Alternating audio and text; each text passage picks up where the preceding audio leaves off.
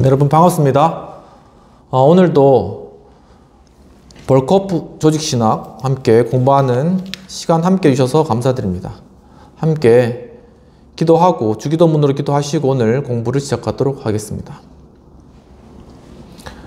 하늘에 계신 우리 아버지여, 이름이 거룩히 여김을 받으시오며 나라의 임하옵시며 뜻이 하늘에서 이룬 것 같이 땅에서도 이루어지이다. 오늘날 우리에게 일용할 양식을 주옵시고 우리가 우리에게 죄 지은 자를 사하여 준 것 같이 우리 죄를 사하여 주옵시고 우리를 시험에 들지 말게 하옵시고 다만 악에서 구하옵소서. 대개 나라와 권세 영광이 아버지께 영원히 있사옵나이다. 아멘. 오늘은 지난 시간에 이어서 창조는 세계로 하여금 구별되면서 항상 의존적인 존재를 부여한다 라는 그러한 제목하에 세계는 독특한 존재다. 그리고 두 번째로는 세계는 항상 하나님을 의존한다 라는 그러한 부분들을 계속적으로 이어서 공부해 나가도록 하겠습니다. 어떤 초월이라는 것과 내재한다는 것, 이 양자가 다 성경의 한 구절, 곧 에베소서 4장 6절에 언급되어 있습니다. 그곳에서 사도는 우리가 만유 위에 계시고 만유를 통일하시고 만유 가운데 계신 한 분 하나님과 만유의 아버지를 소유하고 있다고 말하고 있습니다. 신의 내재성의 교리는 상당수의 현대신학에서 범신론에 이르기까지 펼쳐져 있습니다. 세계, 특히 인간은 하나님의 현상적인 나타남으로 간주되었습니다. 현재 위계의 신학이라고 불리는 것 속에서 이러한 입장에 대한 강한 반작용이 존재하고 있는 상황입니다. 시간과 영원 사이의 무한한 질적 차이를 강조하고 전적 타자로서의 하나님과 숨어 계신 하나님을 강조하면서 하나님과 인간 사이의 무한한 거리를 강조한 이 신학은 자연히 하나님의 내재를 배제하는 것으로 때때로 생각됩니다. 그러나 브루너는 우리에게 이것은 사실이 아니라는 점을 상기시켜 줍니다. 그는 이렇게 말하는데 우리는 또한 창조주 하나님이 그의 권능에 의하여 만물을 붙드시고 계시며 그가 세계와 자기 신의 형상으로 창조된 인간들에게 그의 신성의 인을 찍어 놓았다는 사실을 도무지 모르는 것처럼 바르트의 신학은 하나님의 내재가 아닌 초월에 대해서만 인식하고 있는 것으로 수없이 잘못 이야기되어 왔다라고 이야기를 하였습니다. 또한 바르트는 이렇게 말했는데 하나님이 밖으로부터만 그의 세계를 기동하고 계시고 그의 물 자체, thing himself 이며 만유 안에 있는 분, 즉 유형적, 무형적 만물의 창조주, 처음과 나중이 아니었다고 한다면 하나님 자신은 죽었다라고 이렇게 이야기를 하였습니다. 이러한 사람들은 현대의 범신론적인 신의 내재성의 개념과 또한 이러한 내재성에 의해서 세계가 하나님의 빛나는 계시라고 하는 사상을 아울러 반대합니다. 여섯 번째는 창조에서의 하나님의 궁극적인 목적이 되겠습니다. 창조 사역에서의 하나님의 궁극적인 목적에 관한 문제가 종종 논의되어 왔는데 역사의 과정 속에서 이 질문은 특별히 두 가지로 답변되어 왔습니다. 인간 혹은 인류의 행복이라는 것과 관련하여서 플라톤과 필로, 세네카와 같은 고대 철학자들은 하나님의 선한 동기에 의해 세계를 창조하게 되었다고 주장하였습니다. 그는 자신을 그의 피조물들에게서 전달하기를 소망하셨는데 그들의 행복은 하나님이 목적으로 삼는 것이었습니다. 비록 일부 기독교 신학자들이 이 사상에 동조를 하였으나 종교개혁 시대의 인문주의와 18세기 합리주의를 통하여 특별히 부각되게 되었습니다. 이 이론은 종종 아주 피상적인 방법으로 제시되었는데 그것이 진술된 최상의 형식은 하나님이 자신을 창조의 목적으로 삼으실 수 없다는 취지인데 그 이유는 하나님이 자족적이며 또한 아무것도 필요로 하지 않기 때문이라고 하셨습니다. 또한 만약 그가 자신을 목적으로 삼으실 수 없다면 이것은 피조물, 특히 인간에서 그리고 궁극적으로는 사람의 최고의 행복에서만 발견될 수 있기 때문입니다. 인간이나 인류의 복지 혹은 행복이 창조의 최상의 목적이 되는 목적론적인 견해는 칸트나 슐라이어마허, 리칠과 같은 유력한 신학자들의 사고에서 특징적으로 나타납니다. 하지만 그러한 사상이 이 신학자들에게서 동일하게 나타나는 것은 아닙니다. 이 이론은 몇 가지 이유들로 인하여서 만족을 주지 못하는데, 첫 번째는 하나님이 의심할 바 없이 창조에서 그의 선을 계시하셨는데도 세계가 존재하지 않는다면 하나님의 선이나 혹은 사랑이 표현될 수 없었을 것이라고 말하는 것은 옳지 않다라는 것입니다. 삼위일체 하나님 안에서의 위격적인 관계들은 사랑의 충만하고 영원한 삶의 필수적인 모든 것을 채우십니다. 두 번째, 하나님이 인간을 위하여 존재하시지 않고 인간이 하나님을 위하여 존재하는 것은 아주 자명한 일입니다.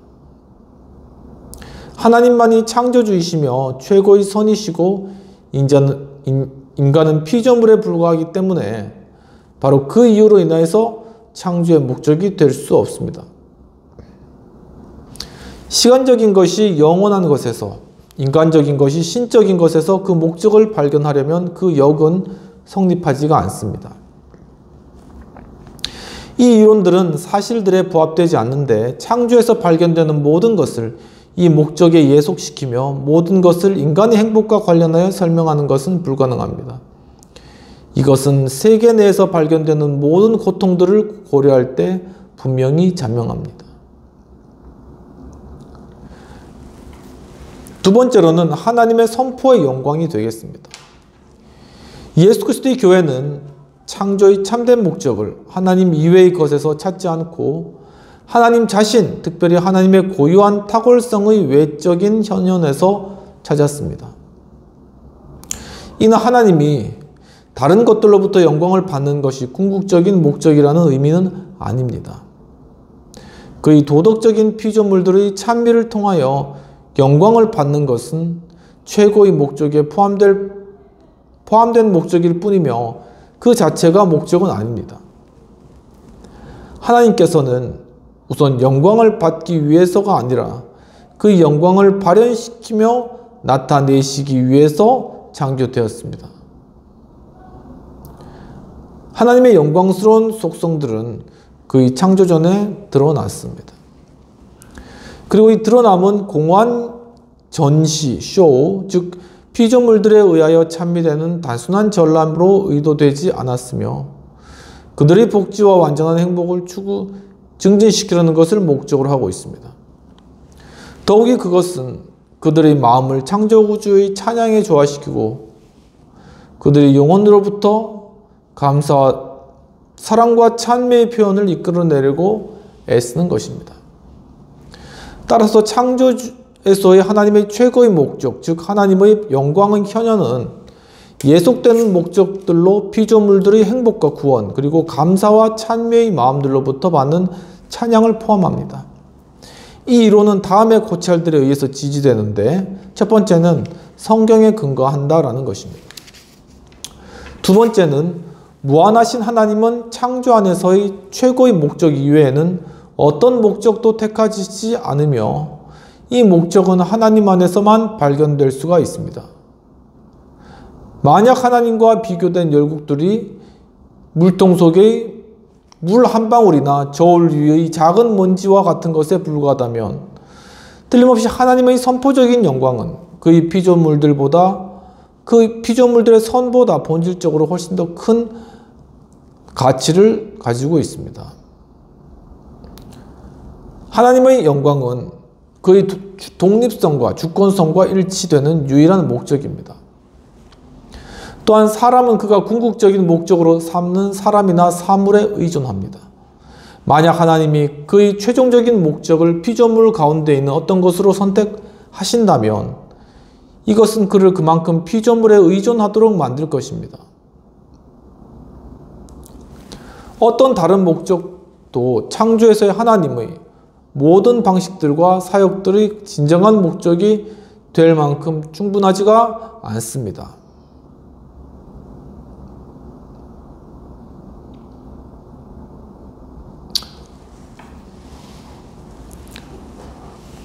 즉 충분히 포괄적일 수가 없다는 것이죠. 그것은 종속되어 있는 몇 가지의 다른 목적들을 포함하는 이점을 가지고 있습니다. 그것은 우주에서 실제적이고 완전하게 성취된 유일한 목적입니다. 지혜로우시고 전능하신 하나님이 전적으로 혹은 부분적으로 실패하도록 운명 지어진 목적을 선택하실 것이라고는 상상할 수가 없습니다. 그러나 그의 피조물 대부분은 완전한 행복을 성취하지 못하고 있습니다. 세 번째, 하나님의 영광이 창조의 목적이라는 교리에 대한 반대 의견들을 살펴보도록 하겠습니다.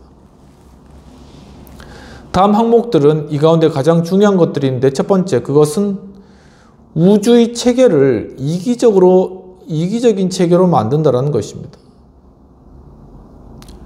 전자는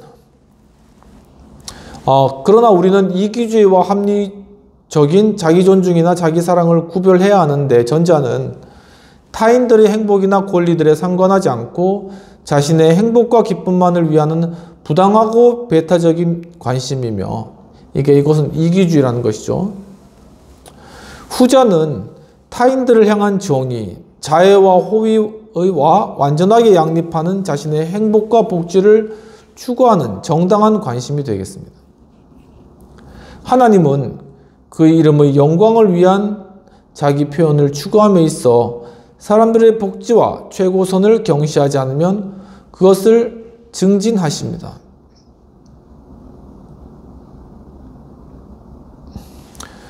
게다가 이러한 반대 의견은 무한하신 하나님의 유한한 수준으로, 심지어는 죄인의 수준으로 끌어내리고 전적으로 부당한 인간적인 표준들로서 하나님을 심판합니다. 하나님에게 필적할 수 있는 것은 아무것도 없으며 아무도 하나님에 반대하여 그의 권리를 주장할 수 없습니다. 그의 선포적 영광을 창조의 목적으로 삼으실 때 하나님은 최고의 목적을 선택하셨습니다. 그러나 인간은 자신을 하나님의 모든 사역들의 목적으로 삼을 때 최고의 목적을 선택하는 것이 아닙니다. 인간이 그의 삶의 목적으로 인류의 복지와 하나님의 영광을 선포했다면 그는 더 이상 높은 수준으로 올라갈 것입니다. 더 높은 수준으로 올라갈 것입니다. 마지막으로 이러한 반대 의견은 주로 세계가 고통으로 가득 차 있으며 하나님의 어떤 이성적인 피조물들이 영원한 파멸로 운명 지어지는 사실을 고려하여 이루어진 것입니다. 그러나 이것은 하나님의 창조 사역에 기인한 것이 아니라 또한 창조에서의 하나님의 사역을 좌절시키는 인간의 죄에 기인한 것입니다. 인간이 죄와 반역의 결과로 고통당한다는 사실이 하나님을 이기적이고 비난할 수 있는 근거가 될 수는 없습니다. 이는 모든 완악한 범죄자들에 대해서 정부가 법의 위엄과 권위를 주장하는 것이 이기적이라고 비난할 수 없는 것과 같습니다. 라고 하였습니다. 두 번째는 그것은 하나님의 자족성과 독립성에 모순된다는 것입니다. 하나님은 이러한 방식으로 자신의 명예를 추구함으로써 그에게 피조물들이 필요하다는 사실을 보여주십니다. 세계는 하나님을 영화롭게 하기 위하여, 즉 하나님의 영광을 더하기 위하여 창조되었습니다. 그러나 그렇기 때문에 분명히 하나님의 완전성은 어떤 측면에서는 결핍이 있을 것이고 창조 사역이 이 결핍을 채우고 신적인 완전성에 공허하게 된다는 표현은 잘못된 것입니다. 하나님이 자신의 영광을 위해 세계를 창조하셨다는 사실이 그가 세계를 필요로 하셨다는 사실을 의미하지는 않습니다.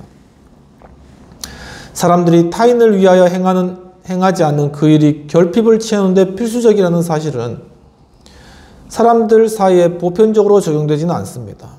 이것은 일용할 양식을 위하여 일하는 일상 노동자들의 경우에는 그럴 수 있으나 자신의 천부적인 재능의 자발적인 충동을 따르는 예술가들에게는 그렇지 않습니다. 같은 방식으로 예술적으로 그의 사상을 창조 속에서 구원하고 그 속에서 기뻐하는 하나님 안에서 결핍과 강조를 훨씬 초월한 선한 기뻐하심이 그 가운데 있는 것입니다. 게다가 하나님이 그의 선포적인 영광을 창조의 궁극적인 목적으로 삼으실 때 하나님이 주로 어떤 것을 받기를 목표로 하신다는 것은 사실이 아닙니다. 그가 고려하시는 최고의 목적은 영광을 받으시려는 것입니다. 것이 아니라 그의 손으로 하시는 사역들 속에서 하나님의 고유하신 영광을 나타내시려는 것입니다.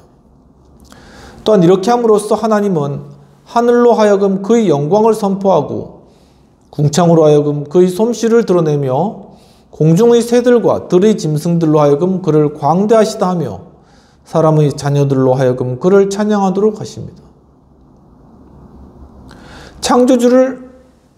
그러나 창조주를 영화롭게 함으로써 피조물들은 그의 존재의 완전성에 아무것도 더하지 않으며 단지 그의 위대함을 인정할 뿐입니다.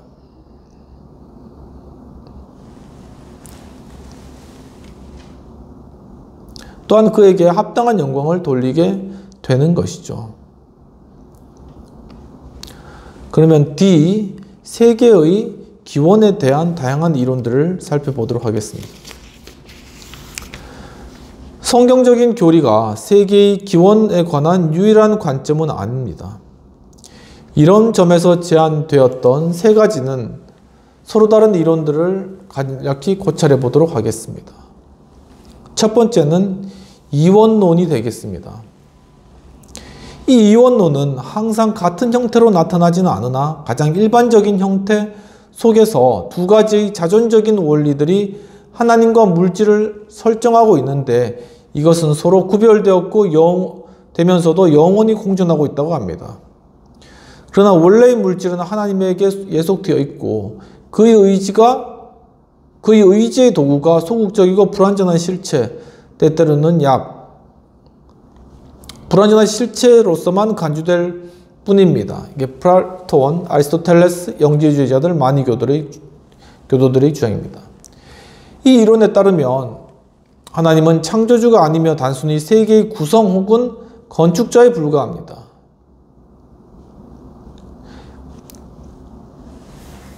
이 견해는 몇 가지 이유로 인해서 반대를 받는데, 첫 번째는 이 견해가 잘못된 이유는 세계가 창조된 배경에는 어떤 실체가 없었을 거라는 생각을 기본적으로 전제하기 때문이라고 합니다. 하지만 무로부터는 아무것도 나오지 않습니다.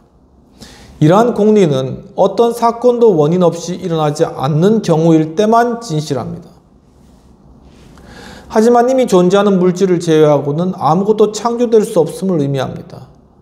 그렇게 한다면 그것은 거짓입니다. 창조론은 원인을 배제하지 않으며 하나님의 주권 안에서의 세계의 모든 원인을 충분히 발견하는 것이죠. 두 번째로는 이 견해가 물질을 영원한 것으로 모사하는 것은 기본적으로 불건전한 것이라는 것입니다. 만약 물질이 영원하다면 그것은 한 측면, 지속에서는 무한하며 다른 측면들에서는 유한할 수 없기 때문에 무한해야 하는 것입니다. 그러나 두 무한들 혹은 절대들이 나란히 존재하는 것은 불가능합니다. 절대와 상대는 동시에 존재하지만 절대적이고 자존적인 존재는 하나만 있을 수 있습니다. 세 번째로는 하나의 지존적인 원인이 완전히 모든 사람들을 설명하기에 충분할 때라는 것입니다. 그때 두 개의 영원한 실체들을 가정하는 것은 비철학적입니다. 그런 이유로 철학은 세계의 이원론적인 설명에 만족하지 않고 우주의 이론론적인 해석을 추구합니다.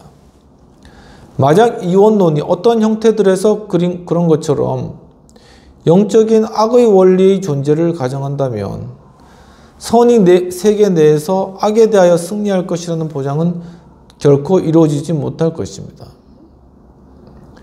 영원히 필연적인 것은 스스로 지탱하게끔 되어 있었고 결코 사라질 수 없는 것으로 보았습니다. 두 번째는 여러 형태의 유출설이 되겠습니다. 이 이론은 세계가 신적인 존재로부터 필연적인 유출이라고 하는 취지의 것입니다.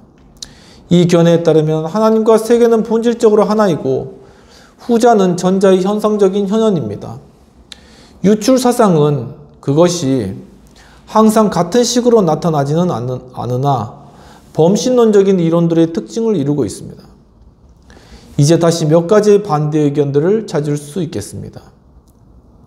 첫 번째는 세계의 기원에 관한 이러한 견해는 유한하고 불완전한 존재에게만 특징적인 진화나 성장 혹은 진보의 원리를 도덕적으로 하나님에게 적용하고 하나님과 세계를 동일시함으로써 하나님의 무한성과 초월성을 부인합니다. 모든 가시적인 대상들은 이렇게 해서 하나님, 자연 혹은 절대자라고 불릴 수 있는 자존적이며 무의식적이며 비인격적인 본질의 무상한 변화들에 부딪히게 됩니다.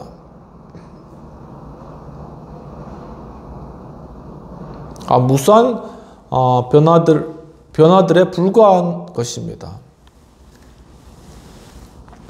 그것은 하나님으로부터 세계와 관련된 하나님의 자기결정 능력을 박탈함으로써 하나님의 주권을 빼앗아갑니다. 그는 피조물들이 필연적으로 유출되고 그들의 운동을 자연히 확고한 필연성에 의해 결정하는 숨겨진 근거로 축소됩니다. 동시에 그것은 모든 이성적인 피조물들로부터 그들의 상대적인 독립성과 그들의 자유, 그들의 도덕적인 특성을 박탈합니다. 세 번째로는 그것은 또한 하나님의 거룩성을 심각할 정도로 위태하는 것입니다. 그것은 세상에서 일어나고 있는 모든 일, 즉 선과 악의 일에 대하여 하나님이 책임지시도록 만든다는 것입니다. 물론 이것은 범신론자들이 결코 피할 수 없는 그 이론의 아주 심각한 결과인 것입니다. 세 번째로는 진화론이 되겠습니다. 진화론은 때때로 창조론을 대신할 수 있는 것처럼 언급되었습니다. 그러나 이것은 분명히 잘못입니다. 진화론은 진화하는 어떤 것을 전제로 하고 또한 이것은 최종적으로든 영원하든지 아니면 창조되든지 해야 하며 결국 진화론자들이 물질의 영원성의 이론과 창조론 사이에서 선택해야만 하기 때문에 결코 절대적인 기원의 의미에서 창조를 대신할 수 없습니다. 기껏해야 진화론은 이미 존재하고 있던 실체들이 일정한 형태를 부여받는 소위 제2차적인 창조를 대신하는 것이며 그 이상으로는 생각될 수 없습니다. 어떤 진화론자들은 예를 들면 해켈과 같은 사람들은 물질의 영원성을 믿었으며 생명의 기원을 자연 발생에다 돌렸습니다. 그러나 물질의 영원성에 대한 믿음은 결정적으로 비기독교적일 뿐만 아니라 심지어 무신론적입니다.